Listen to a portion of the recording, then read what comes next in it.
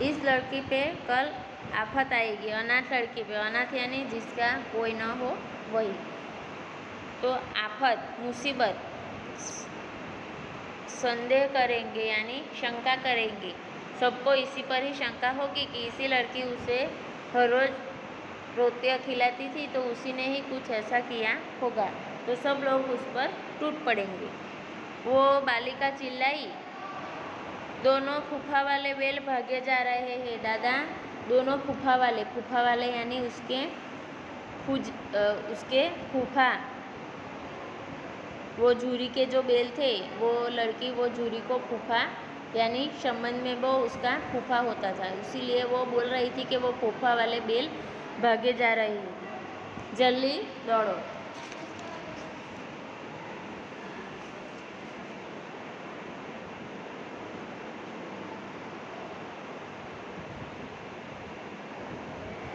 आगे गया हड़बड़ाकर भीतर से निकला और बैलों को पकड़ने चला। वे दोनों भागे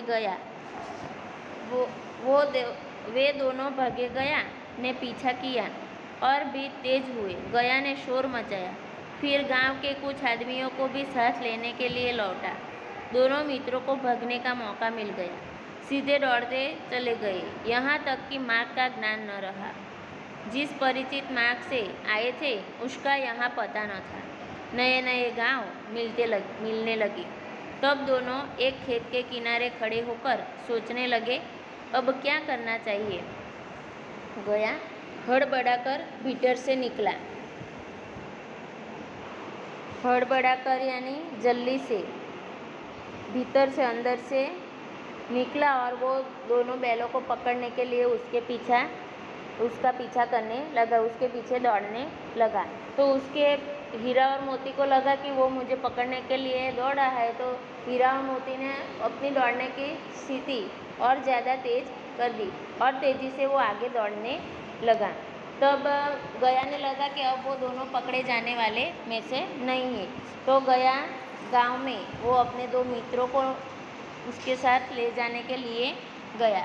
तब उसी वक्त उसको हीरा और मोती को दौड़ने का मौका मिल गया। तो वो इतना भागा कि उसे रास्ते का भी ज्ञान न रहा, यानी वो रास्ता भी पहचानने में भूल कर दी। वो किसी अपरिचित रास्ते पे चले गए। अपरिचित यानी जो रास्ता हमें पता ना हो वो चले गए और किसी एक खेत में जाके उसके किनारे पे खड़े रह गए। हीरा ने कहा, मालूम होता है राह भूल गई। तुम भी बेटहा सा भागे, वही उसे मार गिराना था। उसे मार गिराते तो दुनिया क्या कहती। वह अपना धर्म छोड़ दे, लेकिन हम अपना धर्म क्यों छोड़े। हीरा ने कहा, मालूम होता है राह भूल गए। हीरा मोती से बात करने लगा कि ऐसा जान पड़ता है कि हम राह यानी रास्ता भूल गए, किसी अपरिचित रास्ते पे हम आ गए हैं। तुम भी बेतहासा क्यों भागे। बेतहासा भागना यानी बिना सोचे समझे। तो वो कहने लगा कि तू बिना सोचे समझे क्यों इतना भागने लगा। वही जगह पे किसी को मारना था या मार कर उसको गिराना था।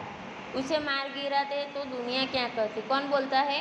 हीरा मोती कहता है कि हमें भागना नहीं चाहिए था, हमें वहीं पे ही किसी को मार गिराना था। तो हीरा कहता है कि मार गिराना नहीं था, हमें किसी को मार गिरा दे तो दुनिया हमें क्या कहती। वो भले ही अपना धर्म छोड़ दे, वो भले ही हमें खाना न दे, काम करवाए, मारे, फिर भी हमें हमारा धर्म नहीं छोड़ना चाहिए। दोनों भूख से व्याकुल हो रहे थे। खेत में मटर खड़ी थी, चरने लगे, रह कर आहट ले लेते थे, कोई आता तो नहीं है। जब पेट भर गया, दोनों ने आज़ादी का अनुभव किया तो मस्त होकर उछलने कूदने लगे। पहले दोनों ने डकार ली, फिर सींग मिलाए और एक दूसरे को ठेलने लगे। मोती ने हीरा को कई कदम पीछे हटा दिया, यहाँ तक कि वह खाई में गिर गया। तब उसे भी क्रोध आया। संभल कर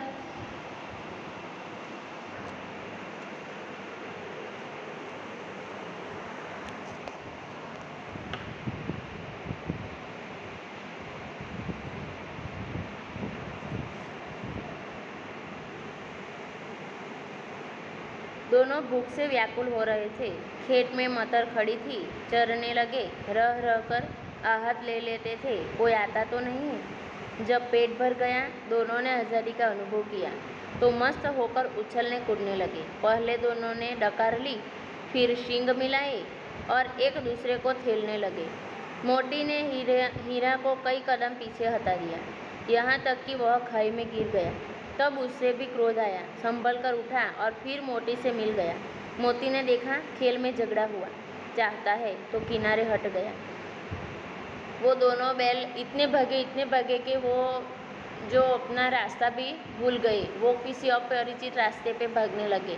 वहाँ पे रास्ते में एक खेत आया तो वहाँ खेत के किनारे पे खड़े रह गए। खेत के किनारे पे खड़े रह गए, लेकिन उसको भूख बहुत लगी थी।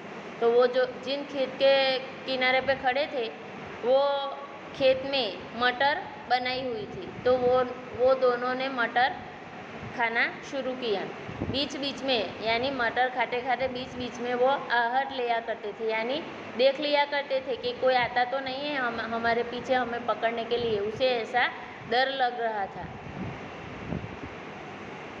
दोनों ने पेट भर खाना खाया और आज़ादी का अनुभव किया। आज़ादी यानी किसी से स्वतंत्र होना। तो वो उसने पेट भर खाना खाया,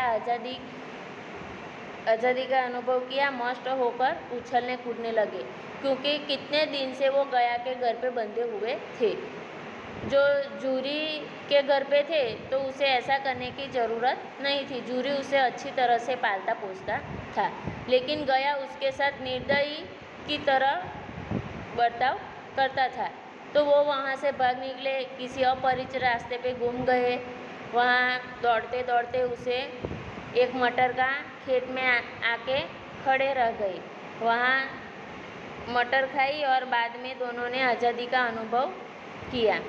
दोनों ने पहले डकार ली, सींग मिलाए और एक दूसरे को थेलने लगे। मोती ने हीरा को कई कदम पीछे हटा दिया। वो दोनों इतने मशगूल हो गए कि दोनों एक दूसरे से आगे पीछे होने लगे, यहाँ तक कि वो हीरा बगल वाली खाई में गिरते गिरते रह गया। दोनों को ऐसा लगा कि हम इतने आनंद में आ गए हैं कि हम एक दूसरे के साथ झगड़ा करते हैं, ऐसा हमें लग रहा है। लेकिन वो झगड़ा नहीं कर रहे थे। वो दोनों इतने दिन से उसे आज़ादी मिली, उसे स्वतंत्रता मिली थी, तो इसीलिए वह उछल कूद रहे थे और एक दूसरे से मजाक मस्ती कर रहे थे। अरे यह क्या, कोई सांड डोंकता चला आ रहा है। हाँ, सांड ही है।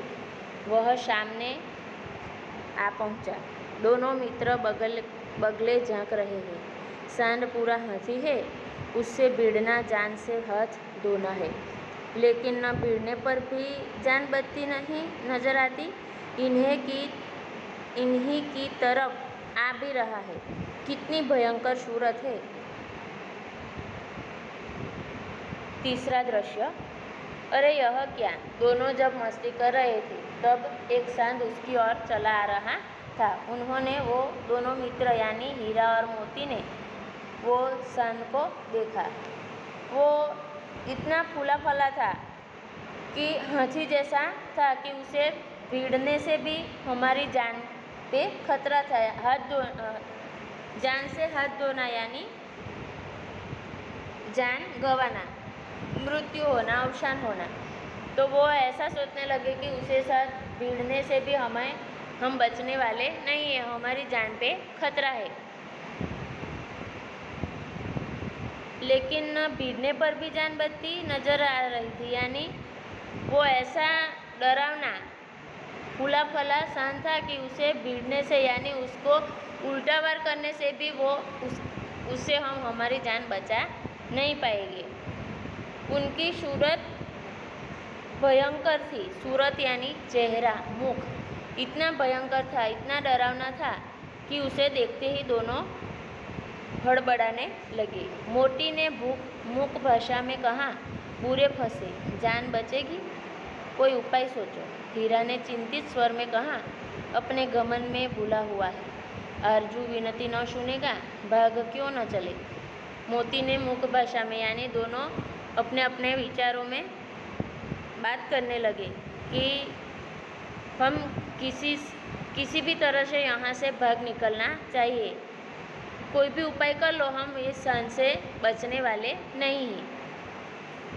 हीरा ने चिंतित स्वर में कहा, अपने घमंड में भूला हुआ है। कौन? वो शांत अपना घमंड यानी अभिमान में भूला हुआ है।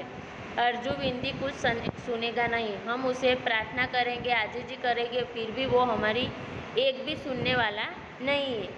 भाग क्यों न चले। वो कहने लगे कि हम यहाँ से भाग निकले तो ही अच्छा है, लेकिन आज हम बचने वाले नहीं हैं।